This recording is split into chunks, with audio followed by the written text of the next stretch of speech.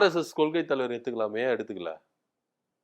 RSS கொள்கை தலைவர்கள் எடுத்துக்கலாம், என் ஜெயலலிதாவை எடுத்துக்கலாம், என் கலைஞர் எடுத்துக்கலாம். இவங்களெல்லாம் எடுத்துக்காம இவங்க 2 பேர் மட்டும் எதுக்கு எடுத்துக்கிறீங்க? ஏங்க இவங்களுக்கு எல்லாம் வாரிசு இருக்குன்னு சொல்லி ஒரு சண்டை வருங்க. என்னைக்கு வாரிசு இருக்கிற சொத்துலயோ இதுலயும் பேர்லயோ இதுலயாவது பங்கு கேட்டோம்னா வந்துருவாங்க.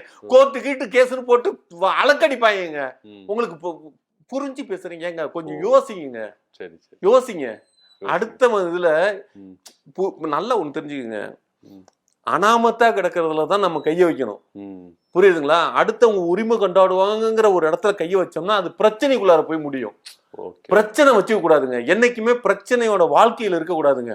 நமக்கு நாம பிரச்சனை இல்லாம இருந்தாதான் மக்களையும் நாம பிரச்சனைக்குள்ளார வைக்காம இருக்க. இவங்க எல்லாம் பிஜேபி எல்லாம் புரியுதுங்களா? ஆர்எஸ்எஸ் இவங்க எல்லாம் ஒரு போர் சூழல் கிரியேட் பண்ற அளவுக்கே நடத்துவாங்க. அது மாதிரி நடத்தக்கூடாது. புரியுதுங்களா? ஆர்எஸ்எஸ் சில விஷயங்களை நம்ம ஏத்துக்கிறீங்க. அப்போ ஆர்எஸ்எஸ் கொள்கையை ஏத்துக்கிறீங்க. ஏங்க ஆர்எஸ்எஸ் கொள்கை எதிரிங்க.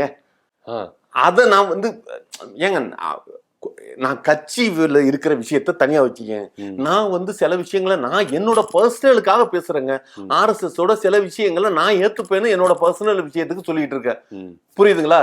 மூத்திரம் குடிக்கிறதுங்க அவ்வளவு நன்மை பயக்கும். மாட்டு மூத்திரம் குடிக்கிறது அவ்வளவு உடலுக்கு நன்மை.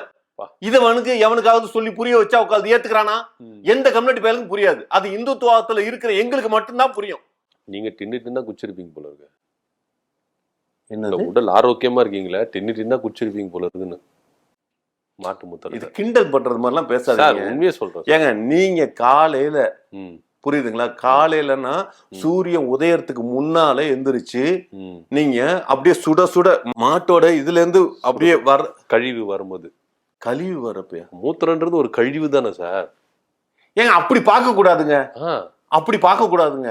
அது ஆசீர்வதிக்கப்பட்ட தீர்த்தம்னு பார்க்குங்க. தீர்த்தமா நினைச்சு அப்படி கையில ஏந்தி அப்படியே ஒரு 3 மடக்கு குடிச்சு பாருங்க. டெய்லி காலையில சூரிய உதயத்துக்கு முன்னால அது வர்றப்ப எடுத்து குடிச்சு பாருங்க. உடல் எப்படி இருக்குன்னு பாருங்க. சிந்தனைகள்லாம் எப்படி இருக்குன்னு பாருங்க. உடல் எல்லாம் கெட்டு போய் நாசமா ஆகும். சிந்தனை எல்லாம் டார்மாரா யோசிக்கும் உங்களை மாதிரி.